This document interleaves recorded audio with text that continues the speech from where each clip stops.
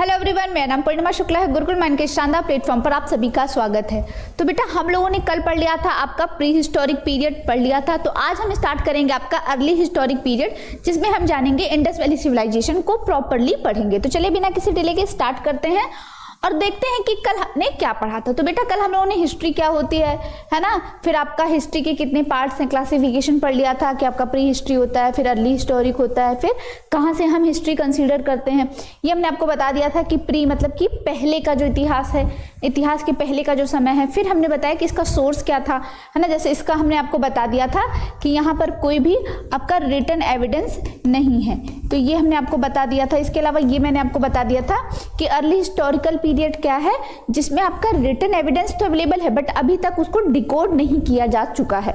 तो उसमें उसका जो एग्जाम्पल, बेस्ट एग्जाम्पल आपका है इंडस वैली सिविलाइजेशन। तो आज हम उसी को स्टार्ट करेंगे। तो चलिए स्टार्ट करते हैं अपना, ठीक है, अपनी क्लास को। तो बेटा, इंडस वैली सिविलाइजेशन, सबसे पहले हम इंडस वैली सिविलाइजेशन का एक छोटा सा इंट्रोडक्शन देख लेते हैं। सिंधु घाटी सभ्यता भारतीय सभ्यता की सबसे प्राचीनतम सभ्यता है, यानी कि और भी सभ्यताएं थी, इसका मतलब तो हाँ और भी सभ्यता थी, जैसे कि आपका मेसोपोटामिया हो गया, है ना, चीन की सभ्यता हो गया, बहुत सारी सभ्यता थी। उसमें से एक जो सभ्यता थी आपकी सिंधु घाटी सभ्यता है।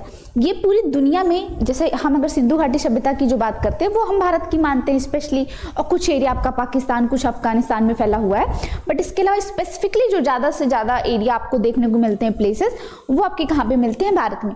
पर भारत के अलावा भी सभ्यता सिर्फ भारत में तो विकसित हुई नहीं होंगी, बहुत सारी जगह पर विकसित हुई होंगी, है ना। तो उसमें जैसे आपकी चीन की थी, मेसोपोटामिया थी, तो बहुत सारी सभ्यताएं थी। उनमें से एक ये भी सभ्यता थी, पर उन सब में ये सबसे ज्यादा क्या थी, ग्रोइंग थी, सबसे ज्यादा उन्नत व्यवस्था थी, सभ्यता थी, ठीक। तो एक चीज हमने ये जान ली कि सिंधु घाटी सभ्यता के पहले भी क्या सभ्यता थी, हाँ थी, साथ में भी थी, इसके साथ साथ रहती थी, ठीक। तो ये जान लिया दोनों में डिफरेंस क्या है कि ये सबसे ज्यादा उन्नत थी और सबसे ज्यादा नगरीय सभ्यता थी। मतलब और जो सभ्यताएं हम देखते हैं वो उतनी ग्रोइंग भी नहीं थी, इतनी एडवांस भी नहीं थी, पर यहाँ पर ये क्या थी, नगरीय सभ्यता थी। जैसे हमको लगता है कि आज के टाइम पर हम ज्यादा मॉडर्न हैं, ज्यादा समझदार हैं, चीजें ज्यादा हमको अच्छी दिखती है, पर एक ऐसा समय था, इतना साल पुराना समय था, तब भी चीजें इतनी व्यवस्थित थी। मतलब आप देखें, अगर घर बनाने की जो व्यवस्था थी वो ग्रिड पद्धति से बनाया जाता था। तो ये सब चीजें हम तब देखते हैं। तो चलिए उसी के बारे में पढ़ेंगे। सबसे पहले बात करें तो इस सभ्यता की खोज का जो क्रेडिट जाता है, क्योंकि हमने जो पहला स्थल खोजा आपका हड़प्पा, ठीक है, तो उसका जो आप उस समय जो लीड कर रहे थे, जो आपके वो थे डायरेक्टर थे पुरातत्व विभाग के, उस टाइम पे कौन थे, सर जॉन मार्शल थे, ठीक है।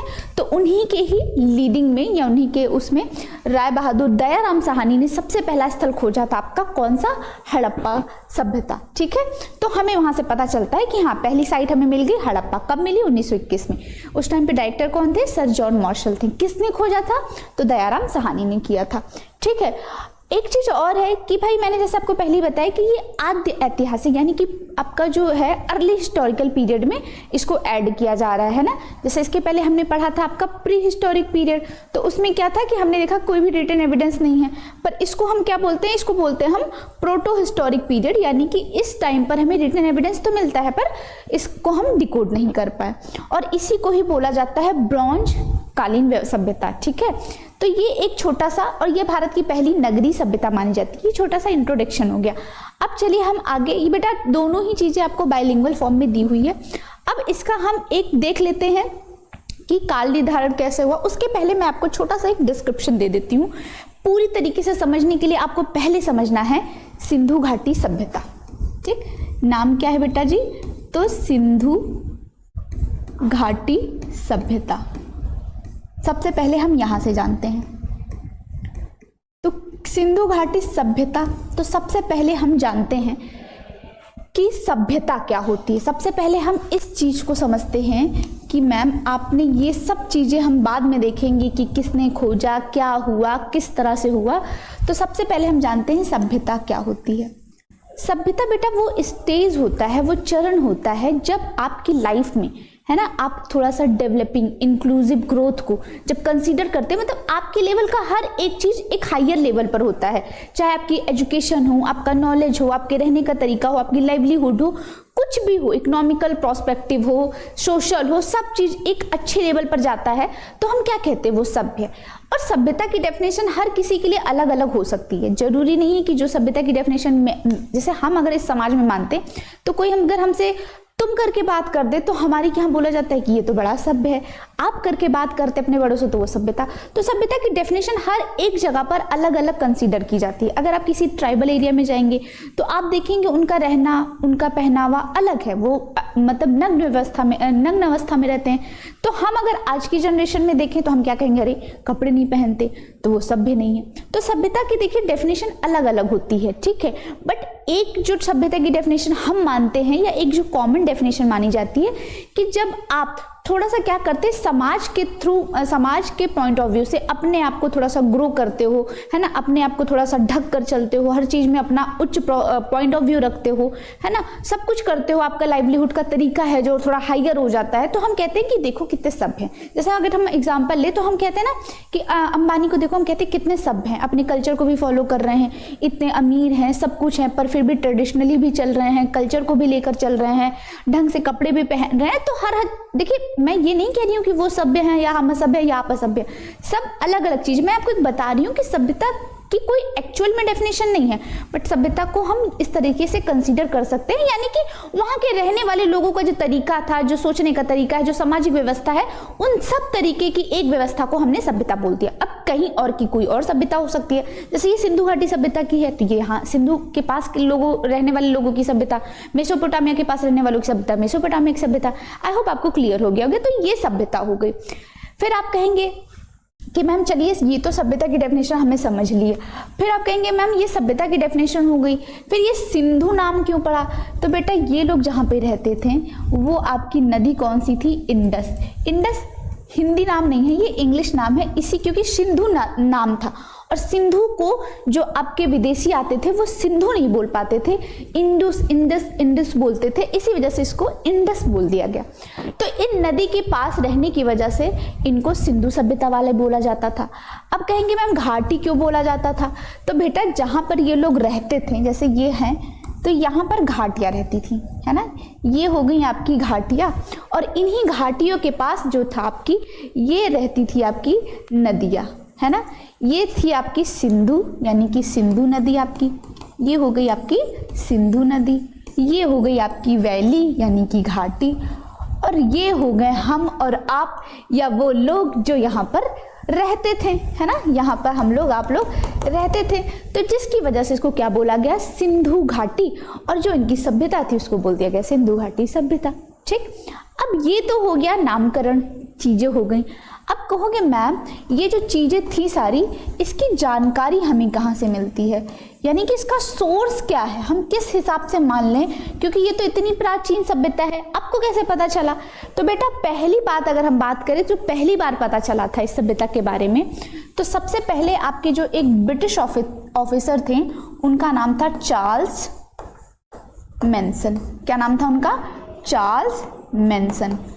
उन्हें 1826 में इस बारे में पता चला कि ऐसी कोई सभ्यता है। अब इन्हें सबसे पहली बार पता कहाँ चला था?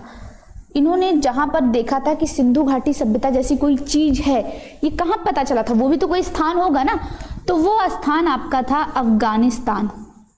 मतलब वो भारत का स्थान नहीं था, वो अफगानिस्तान, जो कि तब जो था आपके अखंड भारत का ही हिस्सा था।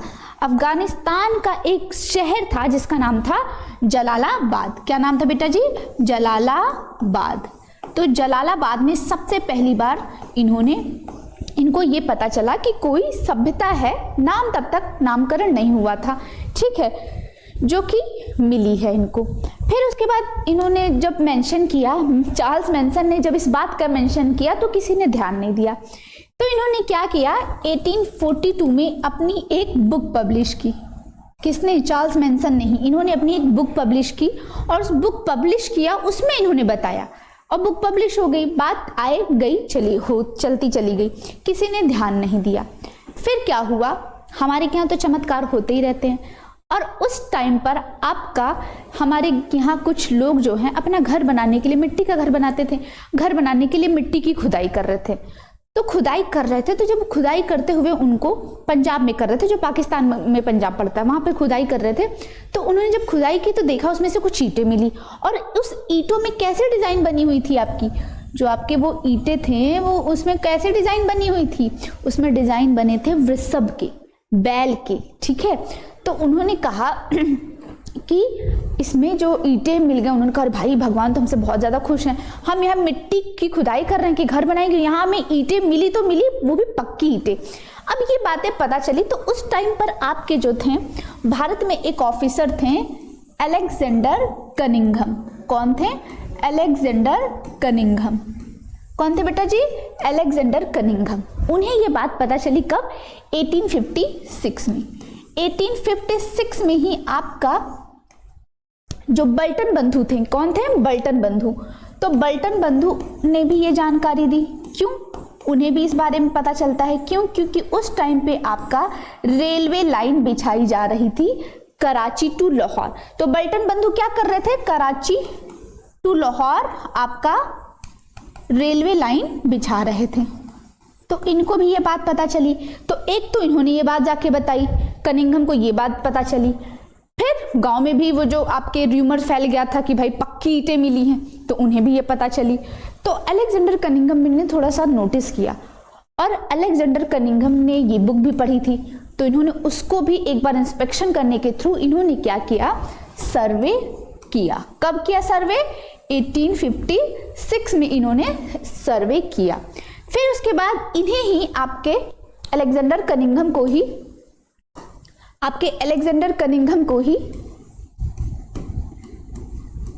1861 में, कब? 1861 में क्या बना दिया गया?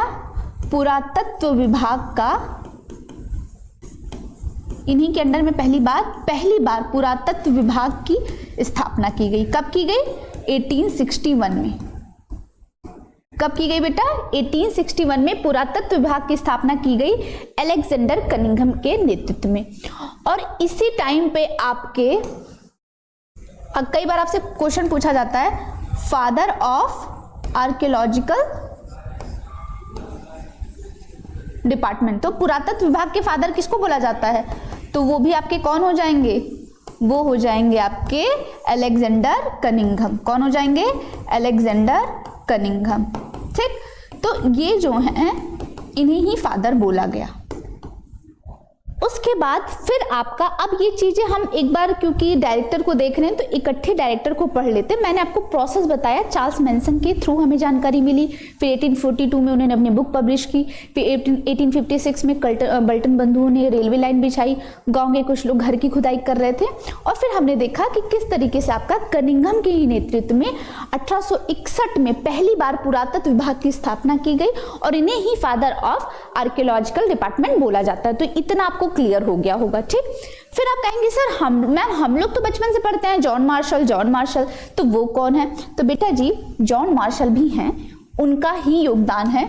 ठीक है, किसमें है? अब उनका योगदान आपका है नामकरण में। ठीक, तो नामकरण किसने किया? आपके नामकरण, ये विजिबल नहीं है ना, तो नामकरण की अगर हम बात कर दें तो आपका नामकरण किया था आपके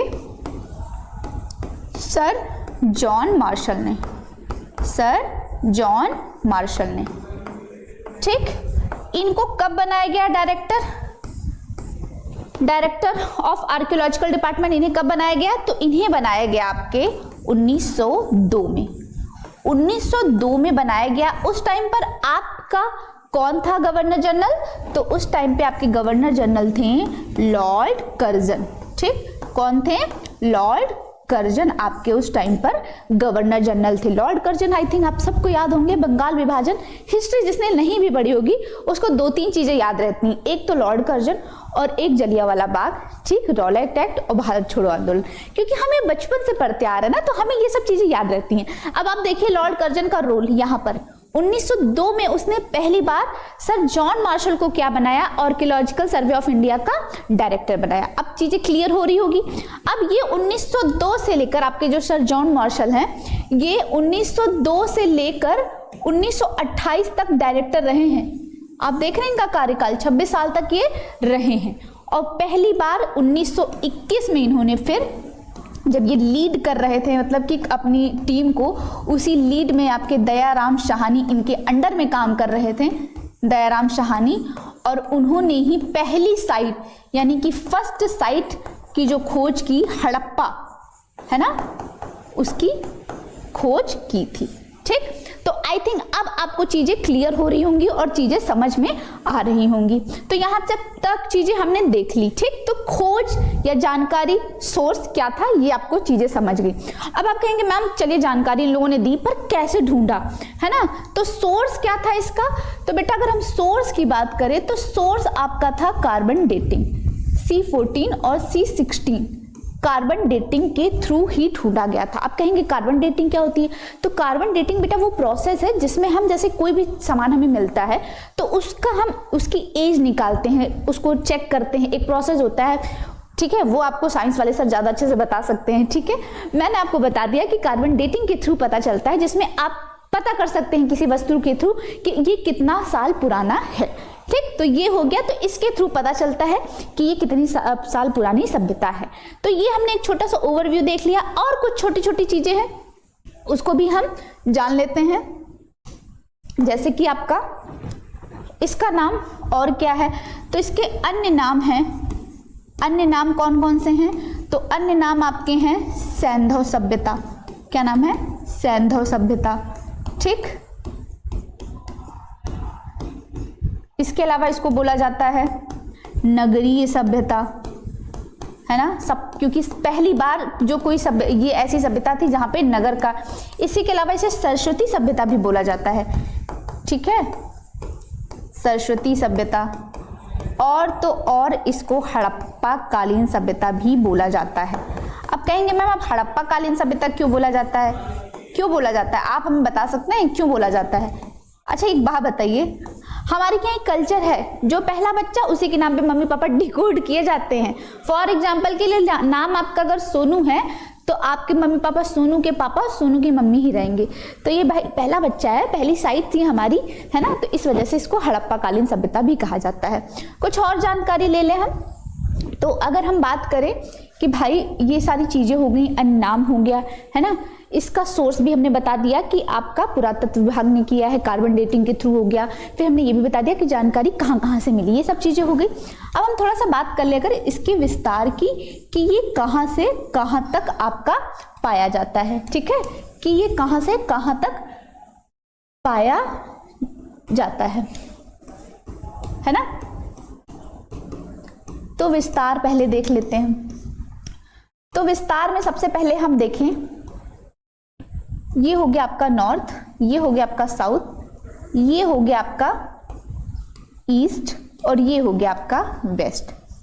तो नॉर्थ में आपका कौन सा स्थान है, तो नॉर्थ में जो आपका स्थान है वो आपका है मांडा। मांडा कहाँ का है, जम्मू एंड कश्मीर का। अच्छा किस नदी पर है, तो बेटा जी ये है आपका चिनाब नदी पर। कौन सी नदी पर है, चिनाब नदी पर है। ठीक, फिर हम बात करें ईस्ट में, तो ईस्ट में कौन सा है, तो आपका जो ये आलमगीरपुर है, आलमगीरपुर, जो बच्चे यहाँ के होंगे आसपास के नोएडा दिल्ली के उनको पता हो, आलमगीरपुर कहाँ है आपका, ये आपका उत्तर प्रदेश मेरठ का है, उत्तर प्रदेश मेरठ का स्थान है। अच्छा ये कौन सी नदी है, तो ये सब तो मुझे लगता है हर किसी बच्चे को पता होगा कि ये कौन सी नदी पर है, तो ये आपकी हिंडन नदी पर है।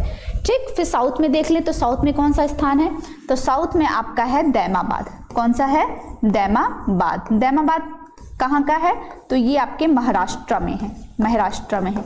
अच्छा ये यहाँ पे बहुत कंफ्यूजन होता है, बच्चे कहते हैं कि दैमाबाद है साउथर्न, जो आपका साउथर्न पॉइंट है सिंधु घाटी सभ्यता का, वो तो दैमाबाद है, महाराष्ट्र में भी है, कौन सी नदी पर है ये बड़ा कंफ्यूजन है।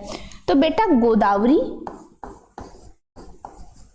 नदी, यही दिमाग में आप लोग क्या आ रहा होगा, नहीं, गोदावरी नदी की जो आपकी सहायक नदी है, कौन सी, प्रवरा नदी। वहां पर है। ठीक है, तो ये चीजें आपको क्लियर होनी चाहिए। कहां पर है? प्रवरा नदी पर। किसकी सहायक है ये? गोदावरी नदी। तो करेक्ट आंसर आपका गोदावरी नहीं है, प्रवरा नदी होगा। ठीक, फिर हम वेस्ट की बात कर ले तो यहां पर कौन सा स्थान है? तो सुतकांगेडोर। सुतकांगेडोर स्थान है आपका बलूचिस्तान। बलूचिस्तान कहां पर है आपका? पाकिस्तान, है ना। और कौन सी नदी है यहाँ पर? तो यहाँ पर आपकी है बेटा दाश्क नदी है। तो अब चीजें अच्छे से क्लियर हो रहा होगा, आई थिंक आपको ये अच्छे से दिख रहा होगा। अब हम इसकी क्षेत्रफल की बात कर लें तो क्षेत्रफल कितना है ना। क्षेत्रफल की अगर बात करें तो माना जाता है 13 लाख वर्ग किलोमीटर स्क्वायर है, ये इसका क्षेत्रफल की है।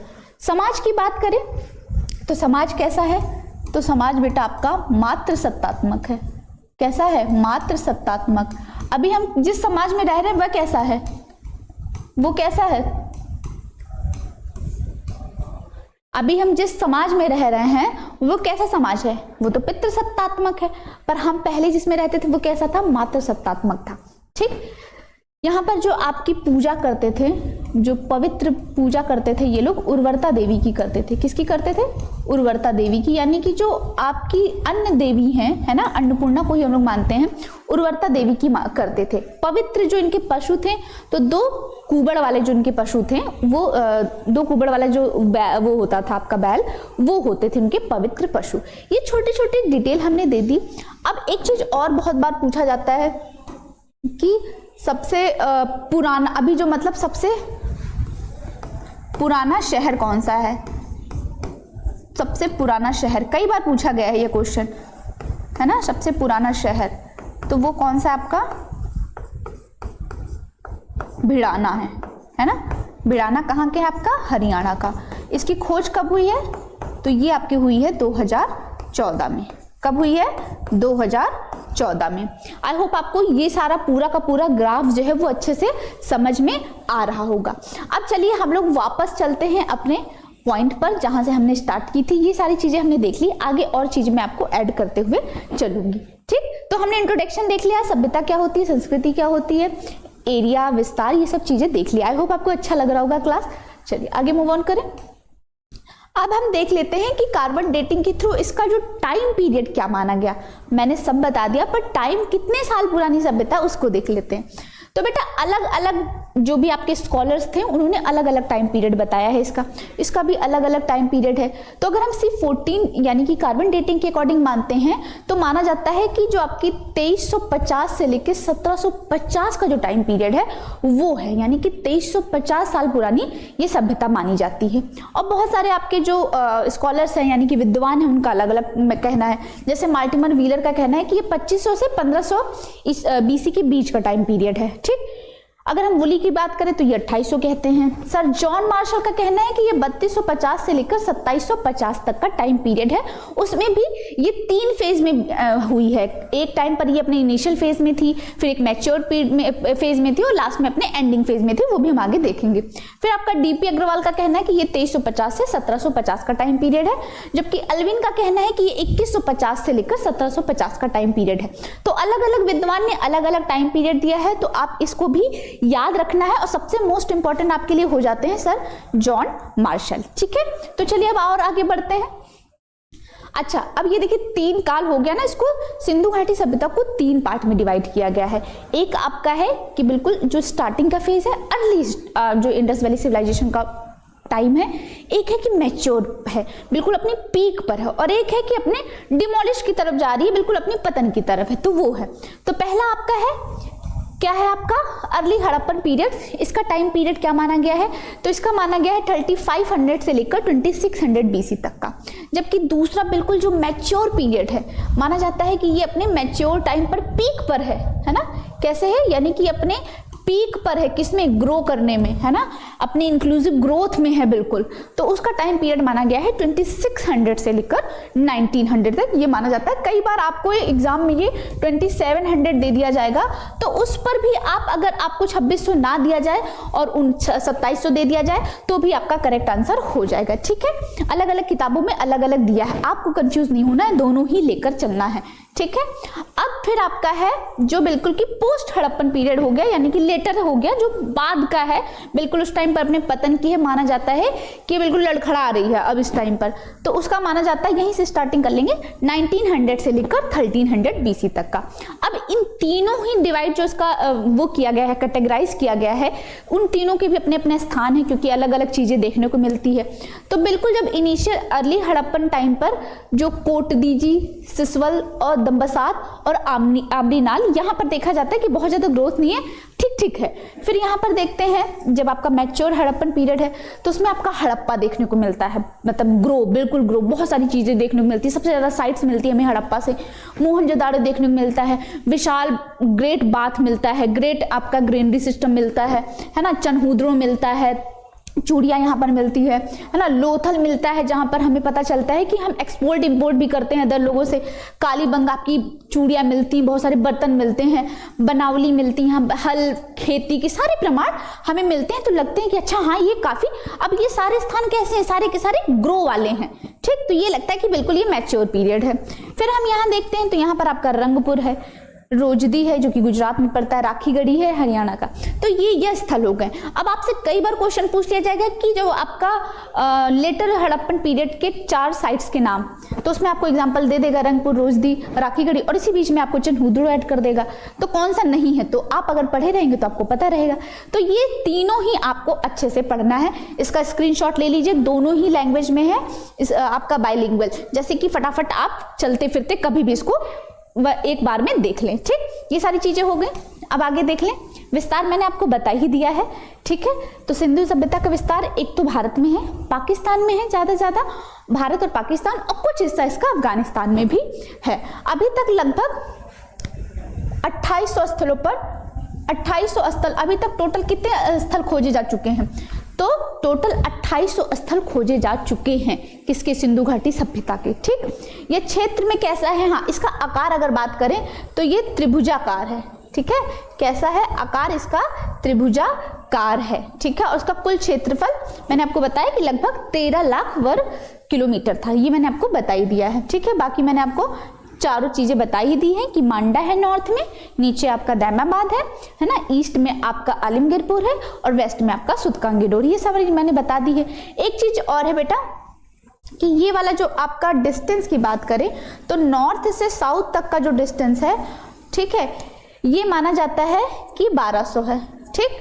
जबकि ईस्ट से वेस्ट तक की बात करें, है ना, जबकि हम ईस्ट से वेस्ट तक की बात करें ये माना जाता है 1400 है। तो कई बार आपसे क्वेश्चन पूछा जाता है कि आपका सिंधु घाटी सभ्यता में नॉर्थ से साउथ तक का वो डिस्टेंस ज़्यादा है या ईस्ट से वेस्ट, तो आप बता सकते हैं कि ईस्ट से वेस्ट का जो है ज़्यादा है। कहीं कहीं पर ये 1100 दिया हुआ है और कहीं कहीं पर ये 1400 की जगह 1300 दिया है, तो आप इधर और लेकर चलेंगे, जहां 11 दिया है वहां 13 कंसीडर करेंगे, जहां 12 दिया है वहां पे 14, क्योंकि 200 ही किलोमीटर का डिफरेंस है, ठीक है। तो ये चीजें क्लियर हो गई। तो ज्यादा डिस्टेंस किधर है, इधर है आपका ईस्ट वेस्ट में, जबकि नॉर्थ साउथ में कम है, ठीक है। चलिए अब आगे बढ़ते हैं। अब ये देख लीजिए आपका ये इंडिया का मैप है, ठीक है, और ये मैच्योर पीरियड का जो मैच्योर फेज है आपका इंडस वैली सिविलाइजेशन का, तो ये देखिए आपका हड़प्पा है, ये क्या है आपका हड़प्पा है ना, आप देख रहे हैं स्थान, ये इधर का जो एरिया है ये आपका रोपड़ है पंजाब का, है ना। फिर आप यहाँ पर देखिए कलीबंगा है, फिर ये आपका गनवाड़ी वाला है, ठीक। फिर आप यहाँ पर देखिए मोहनजोदाड़ो है, ये कोटदीजी है, चनहूदड़ो है ना, अल्हादीनो है, बालक, बहुत सारी चीजें हैं। देखिए आप यहाँ पर सारा का सारा दिया हुआ है। ये देखिए आपकी इंडस रिवर है, ठीक है, ये आपकी देखिए चिनाब है, यहीं पर आपका ये है आपका मांडा वाला एरिया, देखिए ये है ना आपका मांडा वाला एरिया, ये है मांडा जम्मू एंड कश्मीर का। तो यहाँ से आपका स्टार्ट है, यहाँ से नॉर्थ से साउथ में आपका यहाँ पर ये देखिए लोथल का पार्ट है ना, धोलावीरा है, सुरकोटदा है, यहाँ पर आपका दैमाबाद यहाँ तक का माना जाता है, यहाँ तक का दैमाबाद माना जाएगा आपका, गोदावरी नदी की जो सहायक नदी है। और ये आपका साउथ का ये देखिए सुतकांगीडोर, ये बलूचिस्तान वाला जो एरिया है, तो ये आपका वेस्ट वाला पार्ट हो गया, ठीक, इधर वाला हो गया। तो ये सारी चीजें आपने देख ली, तो ये मैप में भी आपको अच्छे से समझ आ गया होगा। सुरते गई, ये देखिए अफगानिस्तान का है, ये अफगानिस्तान का है, ठीक।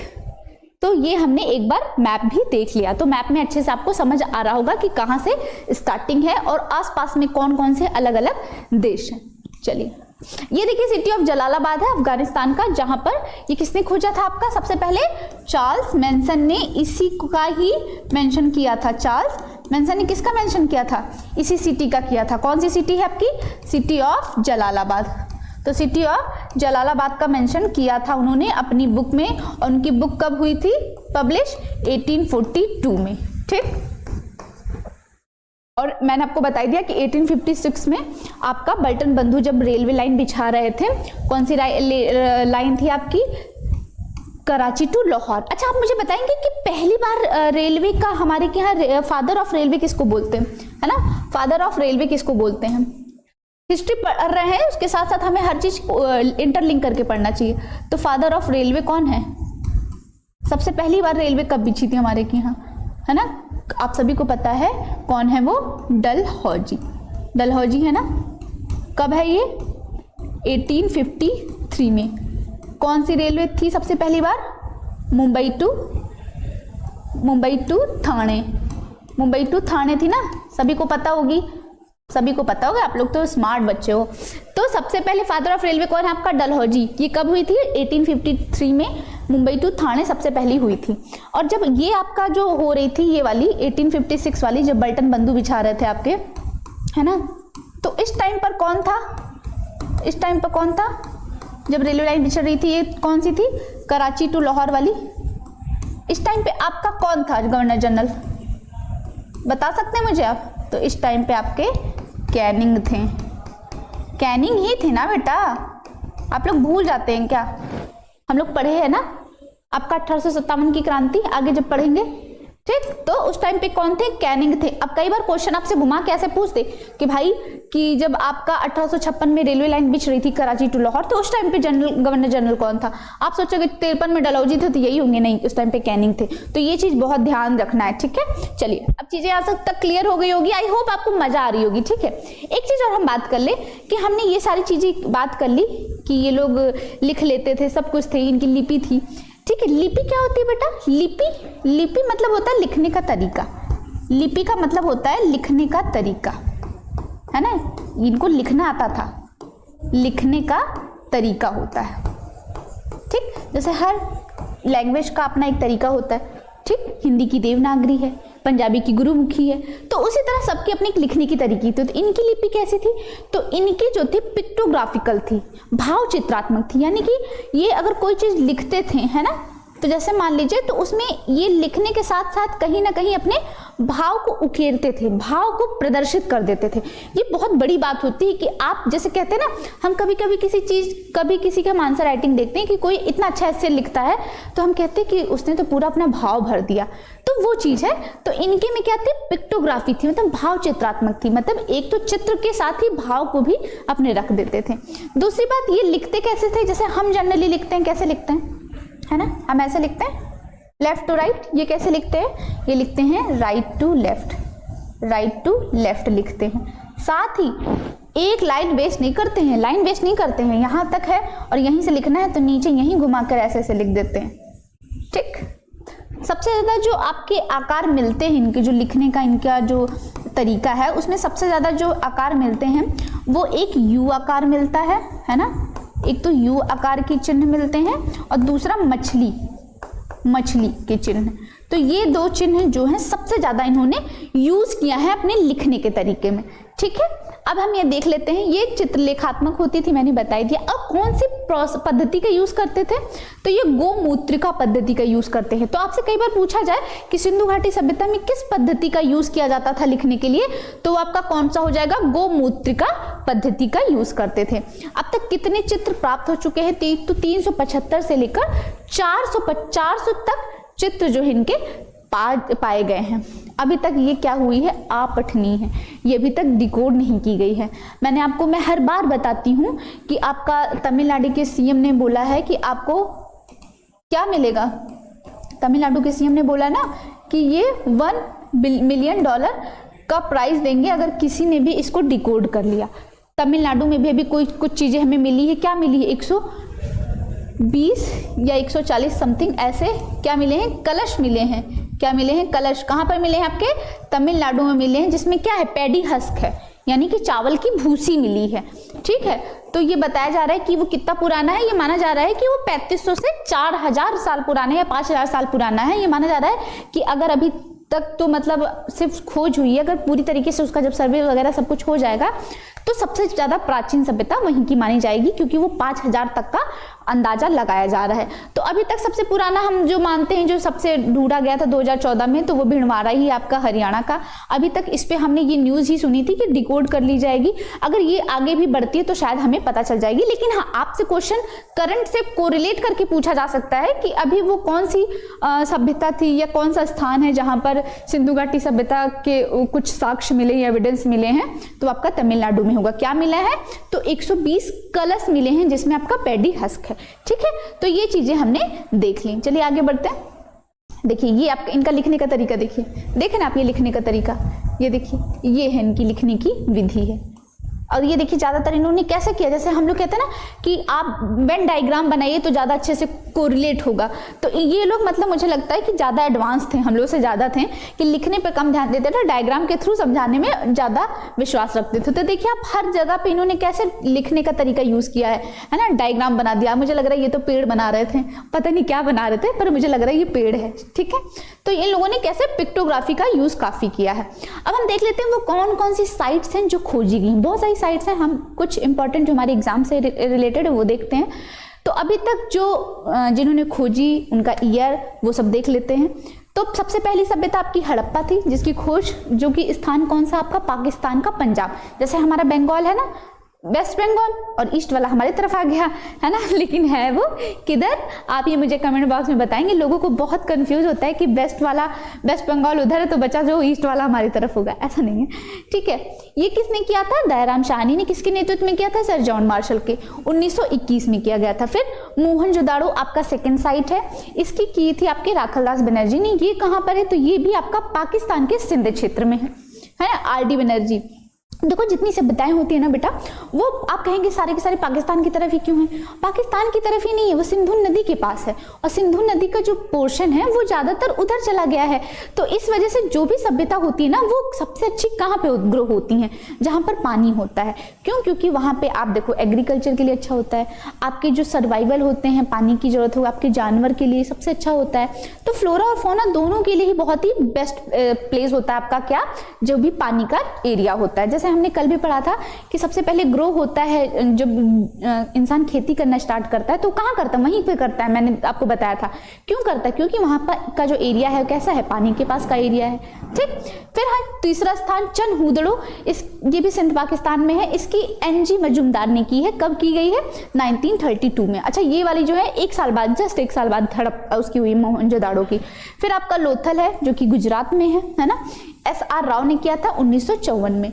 ठीक, ये पूरी की पूरी मैंने वो बना दी, आप इसको डाउनलोड भी कर सकते हैं, स्क्रीनशॉट मान लीजिए तो एक बार में ही सारा दिख जाएगा। मैं आपको बताती भी चल रही हूँ साथ ही साथ। ये कालीबंगा है ना, कालीबंगा, काली काली चूड़ियां मिली थी, बंगा से बना है आपका बैंगल्स, तो उसी से यहाँ पर हुआ है, नाम पड़ा है कालीबंगा, काली काली चूड़ियां मिली थी। तो ये राजस्थान में, इसको किया है बीबी लाल और अमलानंद घोष ने 1953 में।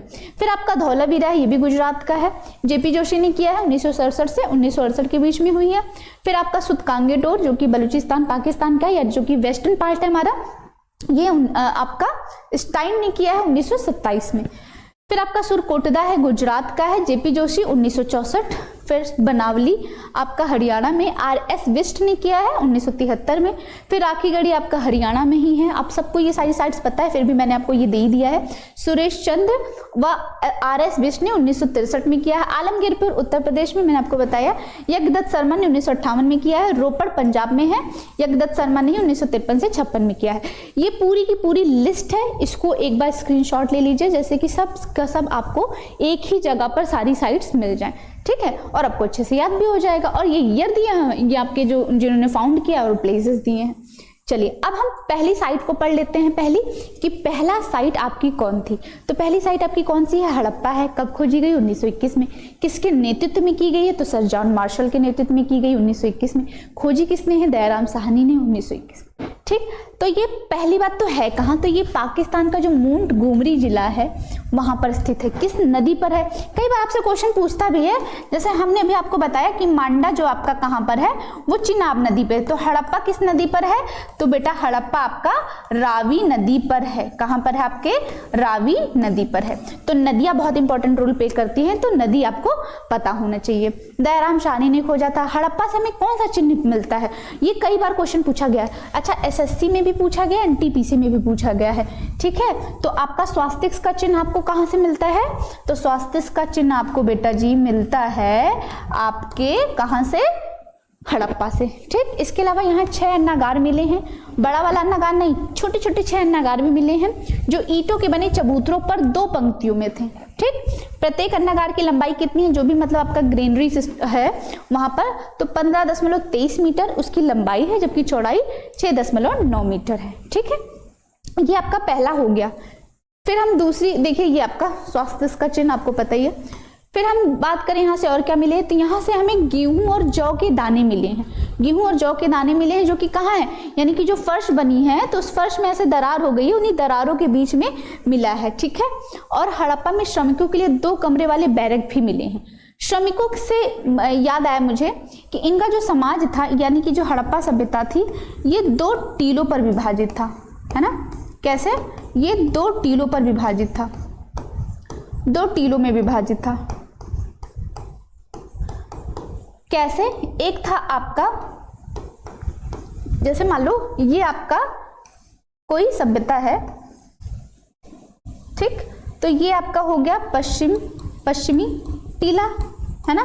मान लीजिए ये वाला आपका टीला हो गया पश्चिमी टीला, और इधर वाला जो टीला हो गया वो कौन सा हो गया आपका, पूर्वी टीला। ठीक, तो इधर के जो घर थे ये ज्यादातर कैसे बने हुए थे, ये थोड़ा हिली, मतलब कि ये कैसे बने हुए थे, दुर्ग पर बने थे, ऊंचे ऊंचे बने थे, ऐसे ऊंचे ऊंचे बने थे। और ये कैसे थे, थोड़े निचले बने थे। माना जाता है कि यहाँ पर आपका श्रमिक वर्ग रहता था। कौन रहता था आपका, इस जो पूर्वी टीला था वहां पर श्रमिक वर्ग रहता था, है ना। और इधर जो आपका था, जो कि राजा था या जो भी था, ये उच्च वर्ग यहाँ पर, जो क्योंकि हम देखते हैं कि अमीरी गरीबी का कॉन्सेप्ट हमें यहाँ पर भी देखने को मिलता है, क्योंकि हम आगे पढ़ेंगे कि हमें हाथी के दांत की कॉम्ब मिलती है, लकड़ी की भी कॉम्ब मिलती है। तो ये माना जाता है कि जो हाथी के दांत की कॉम्ब यूज करते हैं वो कहीं ना कहीं उच्च समाज के, जो उच्च वर्ग के लोग, यानी कि जो अमीर वर्ग था वो यूज करता था।